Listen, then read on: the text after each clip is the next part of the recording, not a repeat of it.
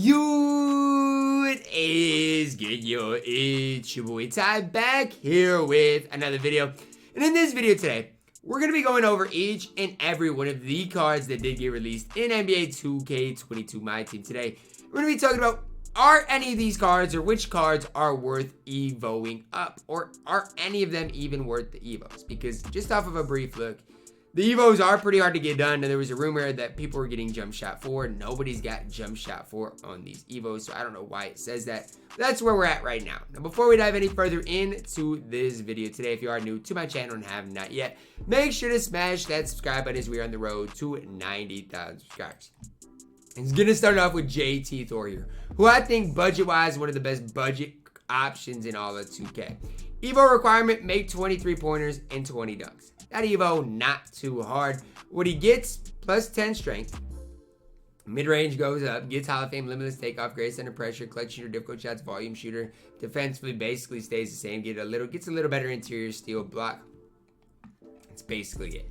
Here's the deal, guys. Is JT Thor worth EVOing? Is he worth using or buying the level up card? Is he worth buying just the already EVO'd version? There's not much of a difference between the Ruby and the Emmy. I'm just going to throw that out there, guys. Animation wise, going to be the same, and so that's really my breakdown on JT Thor. Both the Amethyst and Ruby cards are good. The Amethyst is just a little bit better, worth the upgrade. I mean, if you can buy an already EVO'd one up for less than a 2,000 price difference, then maybe. Other than that, guys, he is not worth the EVO. Chuck up next. Now I'm gonna just go ahead and say this: you need 10 blocks and 50 rebounds. Chuck barely gets better. You should never use this card anyways. Is the EVO worth it? I mean, if you want to run Chuck, probably, because the 26 vertical goes up.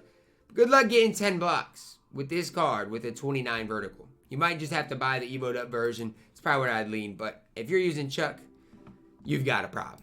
Quentin Richardson up next. Now, talk about a card that could use jump shot for. It's Quentin Richardson. Here's the deal. When he gets EVO'd up, he becomes a lot better. Problem is, you got to score 200 points, 23 pointers, and get 10 steals with the card to EVO him up, which is not easy to do. I'm telling you guys, that is not an EVO to do. It's going to take a lot of time. Dude does become a lot better. This is one of the best EVOs we see today in all of the game. If only he had jump shot for. If this card had jump shot for, he'd be one of the best shooting guards in all of the game. I'm just throwing that out there. He'd basically be like a Devin Booker type guard. Problem is, he doesn't have jump shot for. He has set shot 5, which is an awful release. Al Harringon up next, 6'9", 7 foot wingspan. EVO now, 150 points, 30 rebounds, 10 blocks. Again, not an easy EVO to do. It's not terrible, but it's not an easy EVO to do. Gets a little better shooting-wise. Shooting bad just gets a lot better. Outside of that, the defense stays the same. The card, I mean, yes, it looks like 6 Hall of Famers. Doesn't really matter too much. Not really. Hall of Fame, catch, shoot, quarter specialist, difficult shot, sniper, volume shooter. Shooting-wise, it matters, but that's really it. I mean, he becomes a diamond. Shooting-wise, gets a lot better.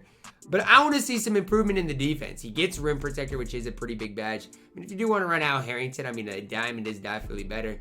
And honestly, if you just play with the card and grind him a little bit, it's not going to take too long to get the diamond. He's solid when he does become a diamond. I'll say that, especially on the offensive end of the court. But guys, defensively, still is a liability. So far, I mean, I think JT Thor is the best overall card. And obviously, EVO'd up is just a little bit better. KPJ, the next card here. To EVO KPJ, you need 250 points, 33 pointers, and 30 assists.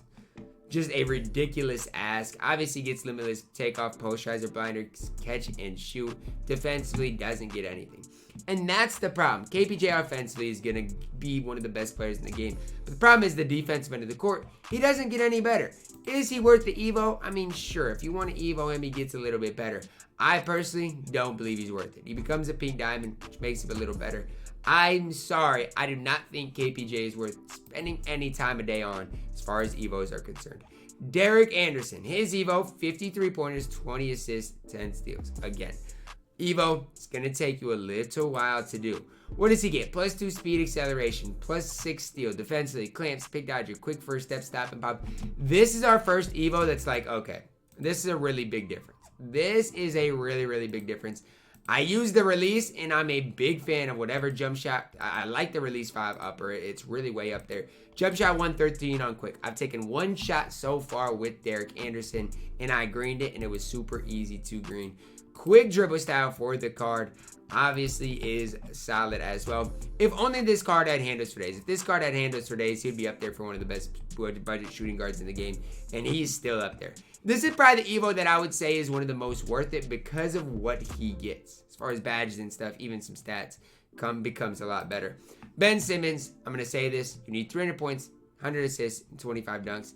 One of the most pointless Evos I have ever seen in my life. Glue hands, hyperdrive, clamps, and menace. Okay?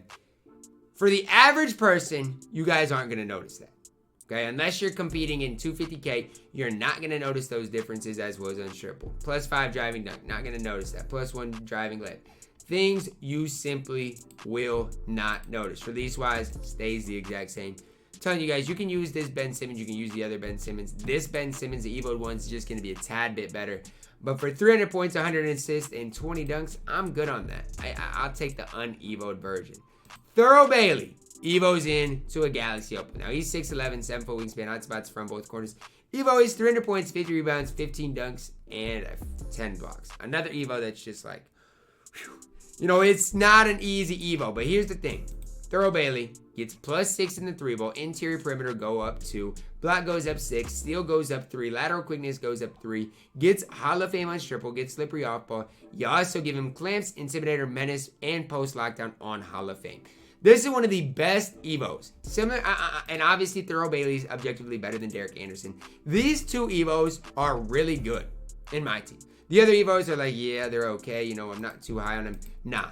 Thurl Bailey is elite when he does get the Evo, and so is Derek Anderson. Those are the two Evos that I've seen so far that I'm like, okay, you can make a case these Evos are worth doing. Thurl Bailey becomes one of the best small forward power forwards in all of 2K with the Evo. Agent Zero's Evo, 500 points, 75 3-pointers, and 50 assists. Do I even need to sit here and talk about it? I mean, the dude's got base 11. You look at the Evo. What does he get? Well, +2 3-ball, interior perimeter. I mean, honestly, stat-wise, gets a lot better. Gets Hall of Fame clamps. Gets menace, pickpocket. Gets limitless as well. If you are going to use Gilbert Arenas, I mean, the Evo is quite a bit better. A ton better? I don't think so. It's quite a bit better, though. And if I was to use Gilbert Arenas, I would want the Evo'd up version. More importantly than anything, his defense gets quite a bit better. So, just something that I pride myself on is the defensive end of the court. He does get 17 Hall of Famers. If only his release was just a little bit better. Wilt Chamberlain, I mean, does the Evo affect Wilt? Obviously, the 75th Wilt is the one you want because you can apply any badge to him, and he is the Evo'd version of him. But is there a big deal stat-wise between these two? Rebounding goes up, lateral quickness, interior goes up a little bit, gets fast twitch, unstrippable, as well as menace. There's not really a difference. If I was to use Wilt Chamberlain and just wanted the cheapest version of Wilt, he is not worth the Evo. I mean, the requirements are crazy for Wilt. I would have to go in and look. I was just on an account. They're crazy. Like, they're similar to Gilbert Arenas levels. Like, they are not easy to do. And so that's the thing. You'll see it during my Wilt Chamberlain gameplay. The Evo requirements, they're not easy. You need like 25 blocks, a certain amount of rebounds, a ton of points. It's just not even fair to ask. So obviously, if you want to get the best version of Wilt, just get this version. If you want Wilt, just get this version. Don't worry about the Evo version because he's not really that different. Paul George last, but certainly not least. You Evo him. Evo requirements, 500 points, 10 steals, 25 dunks. 500 points, a lot of points. Gets the 3-ball to a 95. Gets the speed up 2, acceleration up 2, lateral quickness up 3, steal up 5. Also, you see Hall of Fame quick first step and limitless spot. Paul George does get quite a bit better. That's what I will say. I wish the interior defense went up a little bit. I wish they made his release on quick with the Evo, which neither of those things happen. I say this, as far as small forwards in the game, just base cards, Paul George is going to be one of the best. The problem I see with the card, no brick wall, no post lockdown, no rebound chaser, and no rim protector. That's the real big problem with Paul George.